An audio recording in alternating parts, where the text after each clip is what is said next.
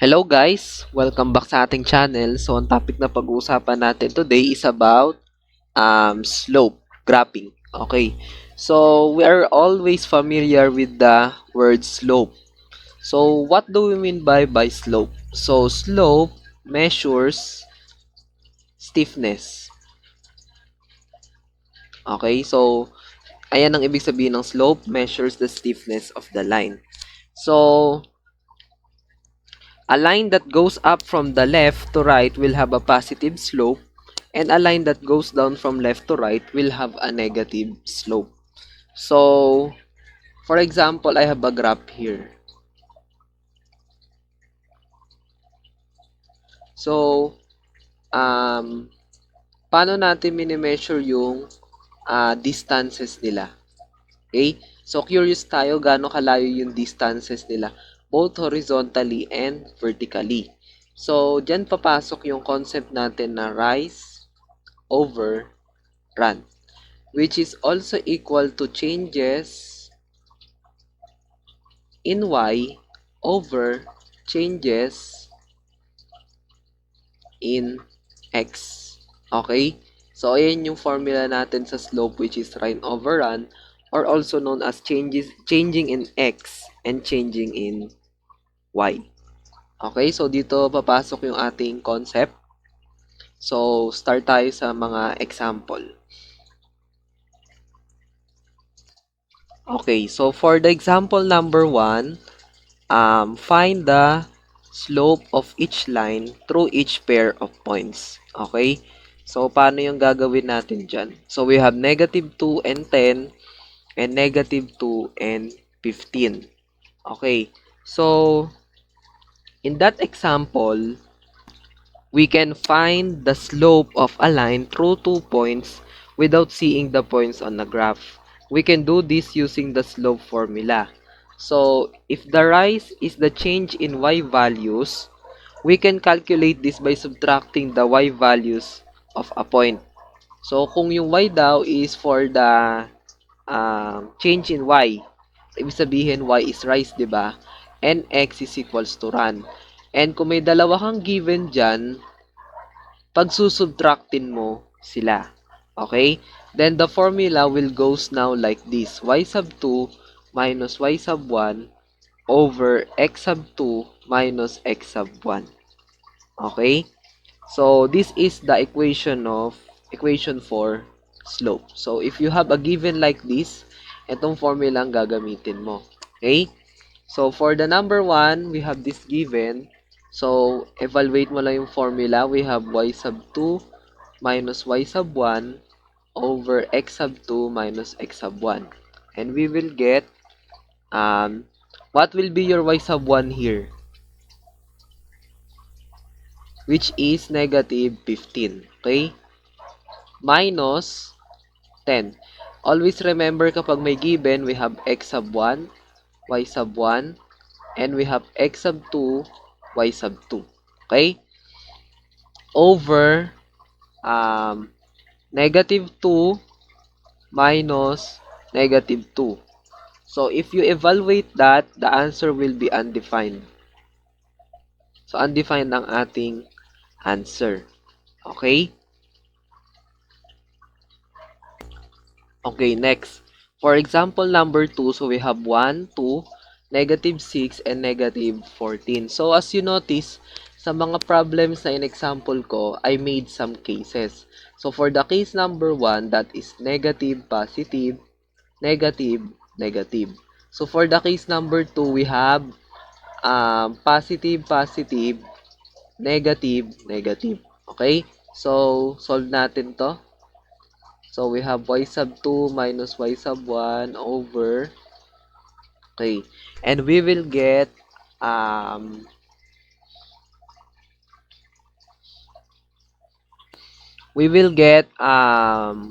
for negative 14 as your y sub 2 minus 2 over x sub 2 mo, which is negative 6 minus 1. And you will get 16 over 7. So, this is the answer. And for number 3, Ganun din. So, we have a case of all positive. Positive, positive, positive. So, for the solution,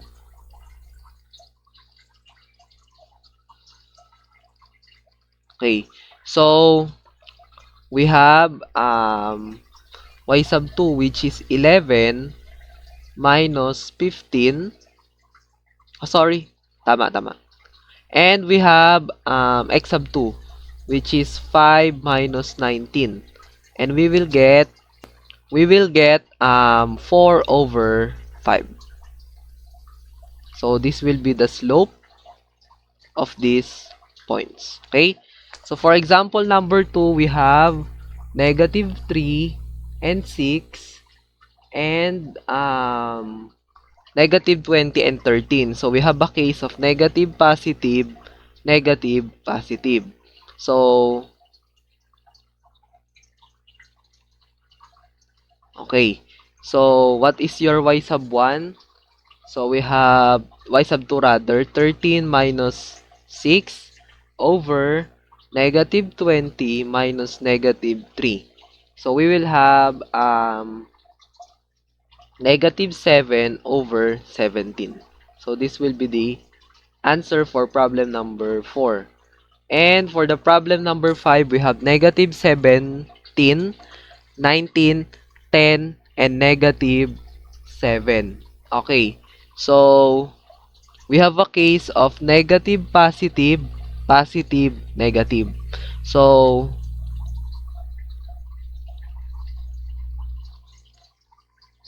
we have this negative 7 minus 19 over what is your x sub 2? We have 10 minus negative 17. So, we will have negative 26 over 27. So, this will be the answer. And for the problem number 6, we have a case of positive, negative, negative, negative. So, to solve that, hey, so, we have negative 7 minus y sub 1, we have negative 6 over x sub 2 mo, which is negative 7 minus 9. Okay? So, we have 1/6 as your slope. Okay? So, next for the problem 7. Okay. So, y sub 2 minus y sub 1 over x sub 2 minus x sub 1. So, we will get, what is your y sub 2? Your y sub 2 here is 17 minus negative 2 over 1 minus 11. Okay? Okay, so if you evaluate that, you will get negative 19 over 10. So, this will be the answer. Okay? So, for the next set of examples, iba naman yung ating gagawin. So, the direction is to find the value of x and y so that the line through points has a given slope. So, kung kanina, kompleto yung binigay na points, ngayon hahanapin natin yung points with their given slope. Okay? So, using the formula pa rin na y sub 2 minus y sub 1 over x sub 2 minus x sub 1, madedetermine pa rin natin to. Although points yung nawawala, unlike sa first 6 examples. So, try natin yung number 1. So, we have number 1. So, we have 2 and 6. We have and x and 2. Slope niya daw is 4 over 7. So, remember that this formula is for the slope. And we represent slope as m. Okay?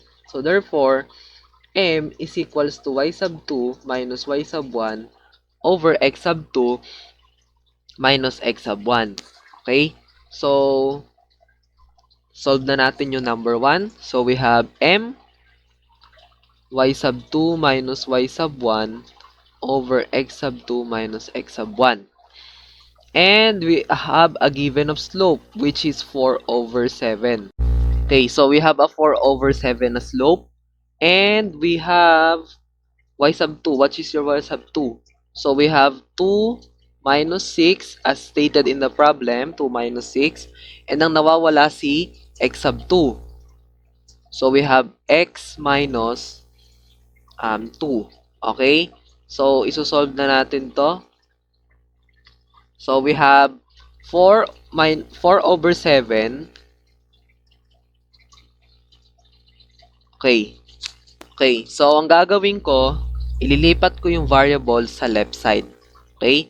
Para, let's say, we have x is equals to, para uniform yung ating gagawin.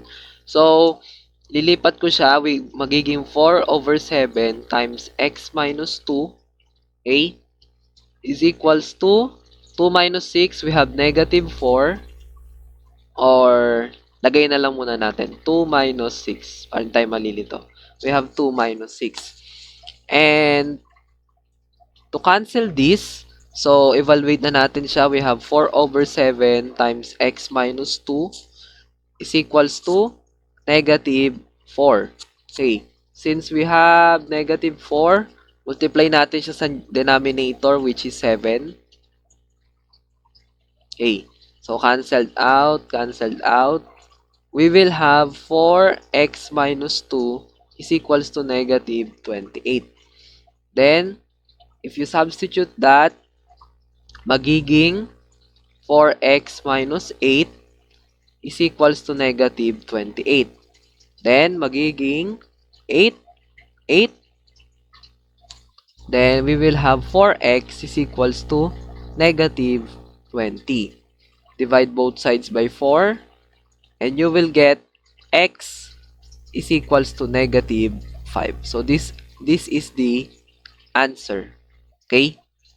Okay, so for example, number 2, we have 8y and negative 2 and 4, we have the slope of 1/5. So, ang nawawala naman dito, so case by case din to, we have, nawawala is y sub 1 is the missing. Okay? So, we have negative 1 over 5 is equals to 4 minus y over negative 2 minus 8. Okay?